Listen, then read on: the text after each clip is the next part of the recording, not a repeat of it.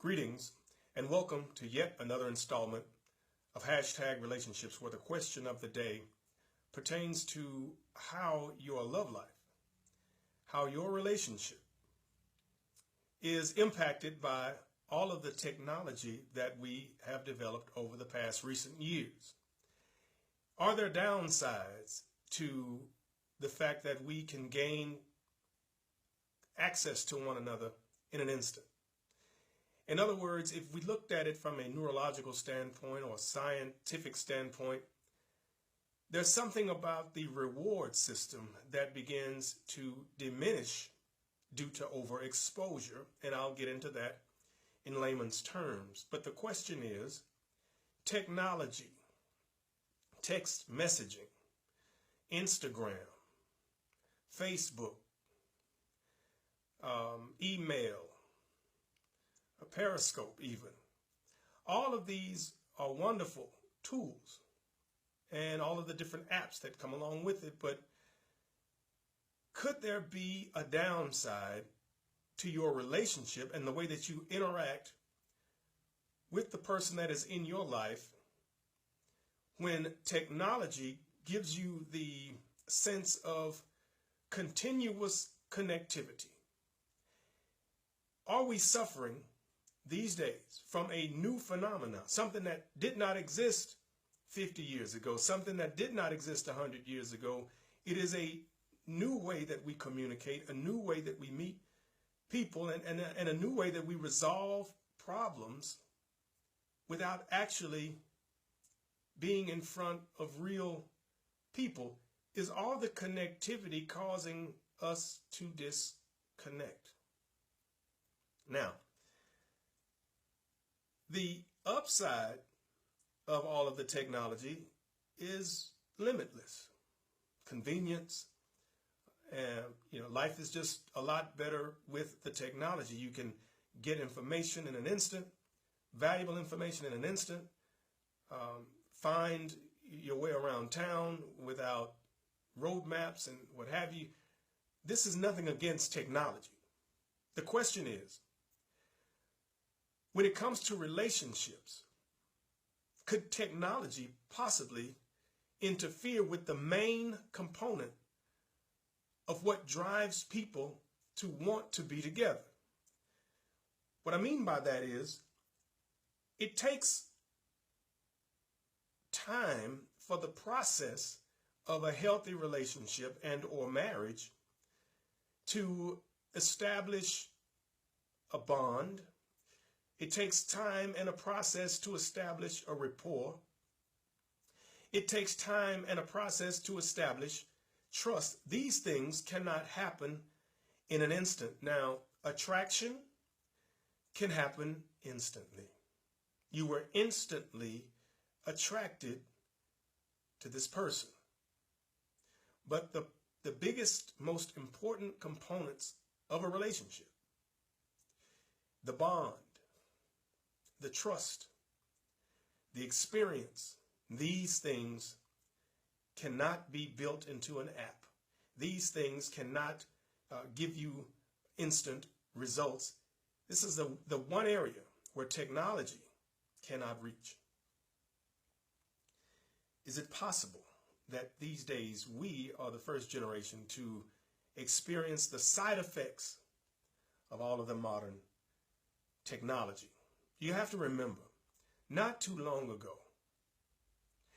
there was a time when we actually had to be in each other's physical presence in order to see one another. That's been taken away from us by technology. There was a time that we valued the time that we spent. It was more valuable because we actually at some point had to disconnect and be apart. This was not that long ago when the time that we spent with the person that was standing in front of us, it was more precious. It meant a lot more. Why? Because we did not have the technology to, once we parted ways, we could gain access to one another again.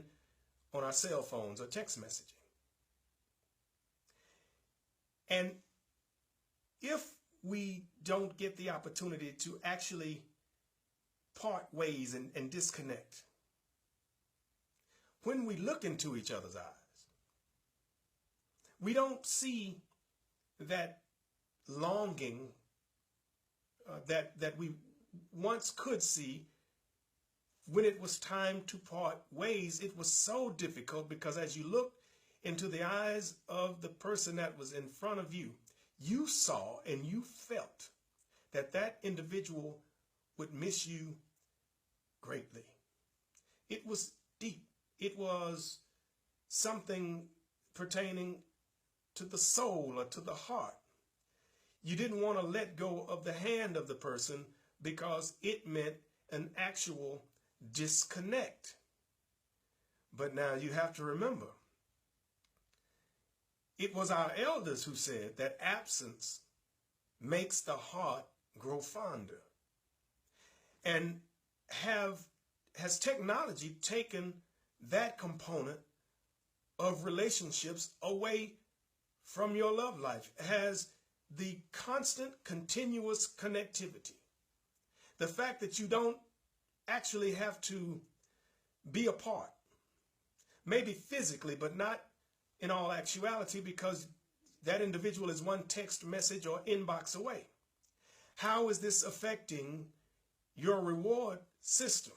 Do you get the opportunity to feel this sense of the absence of your loved one, the absence of your mate, which would make the heart grow fonder, drive that energy to be together and to cherish those times that you are together, not to squander them, not to, you're sitting in the same room with your mate and your mate never actually makes eye contact with you. Everybody's head is down in their cell phones, surfing social media, texting, and what have you, responding to text messages.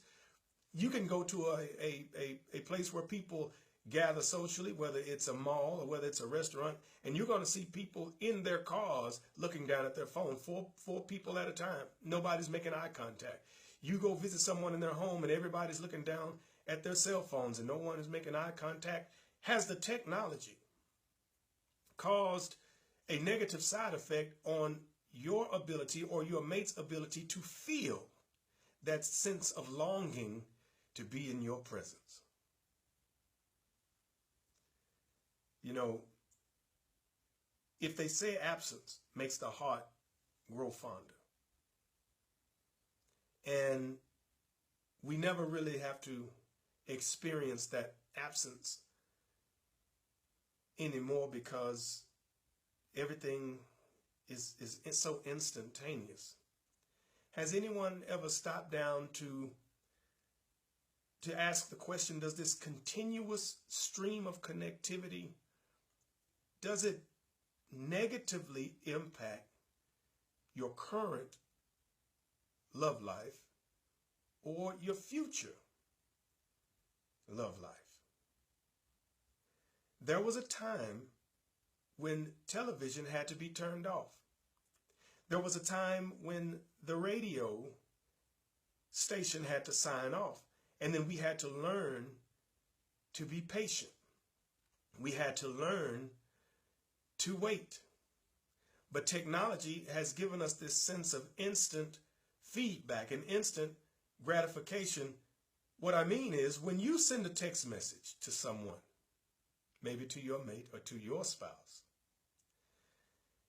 if the response time is not within the window that is acceptable to you, is that frustrating to you? Have you ever found yourself saying, I sent you a text message 2 hours ago and I'm just now hearing back from you? There was a time when you couldn't reach a person by phone because we didn't have cell phones.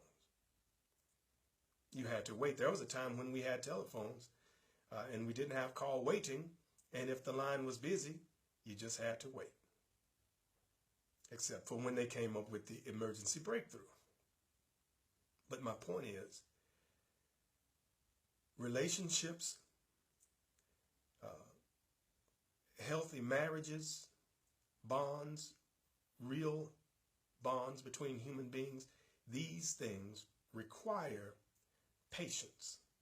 These things actually take time, and you cannot usurp the process. When we talk about the dynamics or the dysfunctionality of a relationship, oftentimes it comes back to communication or miscommunication. Are we going in the wrong direction pertaining to the way we communicate with one another? Because a text message does not carry the proper tone. The emojis, though cute, do not carry the extent of your emotional state. These things have to be done in person. How long has it been since you received a handwritten letter? And how much did that used to mean when you received a handwritten letter that was placed in the mail? And you had to go through the process of opening and reading someone's handwriting, a letter to you, telling you how much they miss and long for you. Oh, it makes a difference. But I don't think we've been around the technology long enough to really document the negative effects that it could have on the way we interact with one another socially. I want to share some responses that I got, that I've received from some of you who have been following along. I really do appreciate hearing back from you guys. Lalani, she said recently, I love your post on relationships. Thank you, Lalani. Goat's son, Ramson, says, little brother, wonderful words on relationships and true. Much love, he says. Nakia, she wrote, wow, I love it. John says, as always, my brother, you're on point. I will be using this to help others. Thanks again for sharing. God bless. I'm paraphrasing. Thank you, John. Thank you, Nakia. Shayla, she said, good message, Jay. Thank you, Shayla. Tammy wrote me this. She said, thank you for being a positive man, being used to help guide and influence married and single people. My prayer is that we as a whole, that we find our happiness that completes us. For those who are looking, she says, God bless you and your family. Keep talking and sharing. Guys, it means a lot to hear back from you because, again, we're using technology to try to reach out to one another. But as I always tell you, I don't have a hidden agenda. I don't have an axe to grind. I'm not anti-single people or nothing like that. I am pro people who are looking and expect someday to be in a healthy marriage, because that's ultimately that's what I want for myself, and that's what I want for you guys.